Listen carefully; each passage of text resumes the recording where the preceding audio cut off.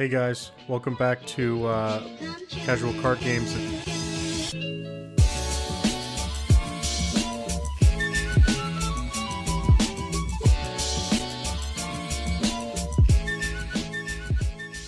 And today I want to do, for Magic, my top 10 cards for March of the Machines, the set that's about to drop here this weekend, I think is the pre-release, and then the week after is when it officially drops. So these are not my, as far as top 10 cards that I think are the best, these are the top 10 cards that I personally like. So these are cards that I have a spot for, that I know, like, I'm going to put these in a deck. So my number 10 is going to be Nezumi Informant. It's a 2-drop, 1 black, 1 generic rat rogue creature, and it's a 1/1 stat line. It's a common. It says, whenever it enters the battlefield, each opponent discards a card. So the reason I like this card so much is because I have a Yarok the Desecrated deck that obviously deals with creature enter the battlefield effects. And making all of your opponents discard a card, normally it's just me and 2 guys at the table.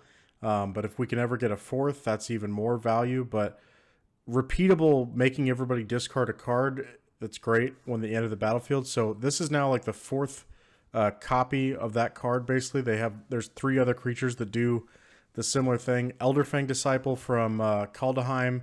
There's Virus Beetle from Kamigawa Neon Dynasty, and there's Burglar Rat from, I don't remember what original set it is. I know it was in Ravnica Guild of Allegiance or something like that. So anyway, that's my number 10. That's just an easy starting point, but that's a card that I'm definitely going to use. My number 9 is Conjurer's Mantle. So Conjurer's Mantle is an equipment from... By the way, I merged the Commander, the Precons, and the actual set itself. It's basically the same thing, since now we get a set of Commander Precons for every set.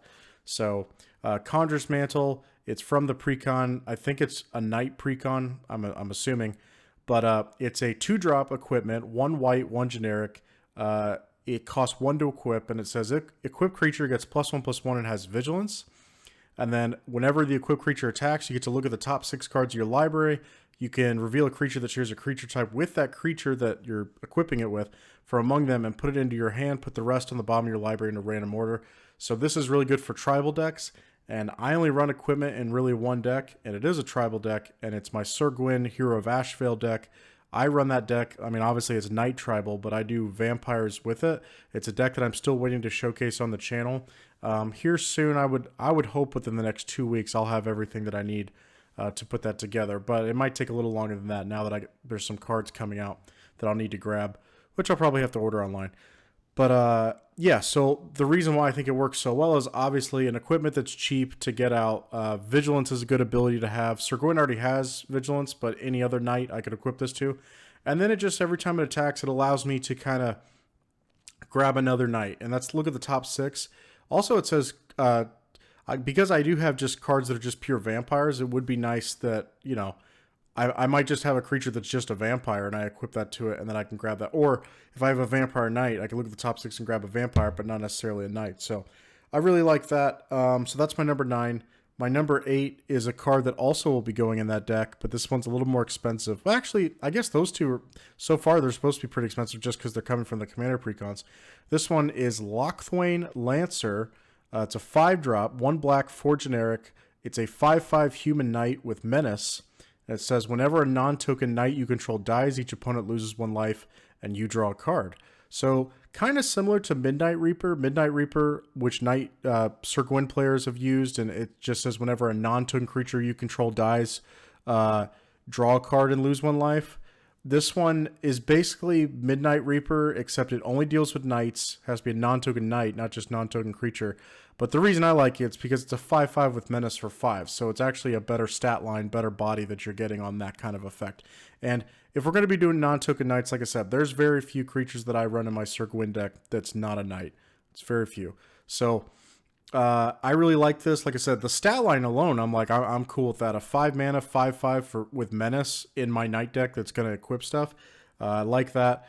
But like I said, that extra being able to draw whenever like your other knights die, I like that even more. So that's my number 8. Like I said, it's also going in my Sir Gwyn deck, but I'm excited for when that card drops. All right, now on to a different deck. My number 7 card for March of the Machines is Ghalta and Marvin, or Maverin, I think is how you say it. It's a 7-drop, 3 generic, 2 green, 2 white, legendary creature, dinosaur, vampire. What a combo. It's a 12/12 with trample, and it says whenever you attack, choose one. Create a tapped and attacking XX green dinosaur creature token with trample, where X is the greatest power among other attacking creatures, so not it, but other attacking creatures. And then, or you can create X11 white vampire creature tokens with lifelink, where X is the number of other attacking creatures. So basically what it's saying is if you got a board that you're going wide and you got a bunch of creatures, then you want the vampire ability where you make small little vampires. If you have a big creature other than Ghalta, like let's say you have the other Ghalta, the original Ghalta, Ghalta Primal Hunger on your board as well, you would choose the first ability to make basically kind of a copy of that where you make a X. So you'd make another 12/12 green dinosaur with trample. So yeah, it's a really cool effect. I like that it has white in it because that's something my Gishath, because this will be going in my Gishath Primal Hunger, or Ghalta's Primal Hunger. Gishath, is it Sun's Avatar? I don't remember. I could look it up, but I think it's Sun's Avatar. Maybe. I don't know. Anyway, that it's Dinosaur Tribal, but this card, I like that it has white in it, which is something that basically that Gishath deck doesn't run a ton of white and a ton of red. I want them to introduce, because we're going back to Ixalan. I'm so happy because it's my favorite plane. But once we go back there, more white and red dinos is what I would really like to kind of make that color pie even, because right now it's just a lot of green in there because it's big stuff, creatures, giving stuff trample, it's ramping up, all that kind of stuff. So I like this card. Now this card could go in another one of my decks, and I'll get to that here in a second, but I think I'm just going to keep it because it's Dino. I'm going to keep it there. I don't really like overlapping cards in multiple decks if I can help it. And this one, I feel like it's going to be better served. I like what I think it was the professor who said that. He was talking about cards from the set, and he said, I wonder how much of Ghalta's overall power and toughness is the vampire actually contributing? Because I forgot who Maverin was, and I had to look, my buddy looked him up. And he's a vampire that I don't think is very good. He only makes you like one additional vampire token a turn, basically. So I don't think he's very good. And it's just funny that they had these two combined. I would have done Elenda and Ghalta together for this ability, but I think they put Elenda with Azor the Lawbringer, so it's just kind of whatever. So anyway, yeah, so that's that one. Let me move on. So my number 6 is a card called Dejeru and Hazaret. I think that's how you pronounce it. So it might just be Jeru, I'm not sure. But basically, these are 2 cards from Amonkhet that are being put together. By the way, I love the flavor. I was not a big fan of the last set, Phyrexia Obi-Wan. I love the concept, but what they did with like Toxic on everything, it was boring to me. But this one, March of the Machines, of creatures from different planes having to like help each other to fight a common enemy, is really cool. So this one is 2 guys from Amonkhet. So this is a legendary creature, human god. It's a 5/4. It's 2 generic mana, 2 red, and a white. So 5 total. And it says as long as you have 1 or fewer cards in hand, Dejeru and Hazaret has vigilance and haste. Cool ability. I mean, I don't know how often that's going to happen, but cool ability. And then whenever it attacks, look at the top 6 cards of your library. You may exile a legendary creature card from among them. Put the rest in your bottom of your library in a random order. Until end of turn, you may cast the exile card without paying its mana cost. Really cool that you don't have to cast it immediately. You get to like wait until the end of the turn to cast it. That's cool. Obviously, you might want to make this card as your commander for just a Boros Legendary Creatures Matter deck. That's fine, but for me, the deck that I found it would fit in is Isshin Two Heavens is 1 because it has an attack trigger. It's got a few synergies. So it's a human. There's some human synergies in my Isshin Two Heavens is 1 deck. And yeah, it has an attack trigger that deals with legendary creatures, which I run a decent amount of legendary creatures in the 99. So I really like this card. I think it'll work perfectly in that deck. So excited for that. I love the artwork. Yeah, flavor on that's great. Okay, so moving on to number 5, we got this one I was so excited for. A little bit let down as far as everything it does, but the artwork looks great. I'm just happy they completed it. The sword cycle is completed. We have Sword of Once and Future. So the equipped creature gets +2/+2, has protection from blue and from black, typical what you get out of a sword. Like I said, since this is the last one, cost 3 to play. Every sword of the cycle has that. Pay 2 to equip it. So it says whenever equipped creature deals combat damage to a player, surveil 2. That's the part I really don't care for, because I don't care for surveil as a mechanic. I would have preferred it just say, I know they already have a sword, the is it Sultai? No, Sultai is Simic. The Simic sword. They already have the ability to mill on that one, but that you can only mill your opponent. I don't know. I would have liked something a little bit different than that. But anyway, you get to surveil 2, and then you may cast an instant or sorcery spell with mana value 2 or less from your graveyard without paying its mana cost. I love that effect. Didn't see that one coming, so I love that. If that spell would be put in your graveyard, exile instead. So I'm running this in Sir Gwyn because it's an equipment, because it's a sword. I have all the other swords in there. So I'm really excited for that. I had to find a few instants and sorceries that were 2 mana or less just to run in the deck to be like, okay, I need some targets for this. But I'm pretty happy with this sword overall. Like I said, I'm happy with the sword cycle, happy it's finally done, and we don't have to be like, well, when are they going to finally do it? Because they waited a long time. So that's it for number 5. Number 4, really fun card here. It's Blackjack, the card, aka Dance with Calamity. A red sorcery, 1 red, 7 generic. It says shuffle your library, period. As many times as you choose, you may exile the top card of your library. If the total mana value of the cards exiled this way is 13 or less, you may cast any number of spells from among these cards without paying the mana cost. So you don't get to play lands because it says cast. So any lands that they're just filler basically, and they'll just get exiled. But I was talking with my buddy about this, and he was curious because he was like, well, he's like, isn't it saying that you have to exile them all at once and then just flip them over and figure out what you got? I'm like, no, it's not saying that. I was like, because it would have been worded differently, and we eventually got verified online that that's correct.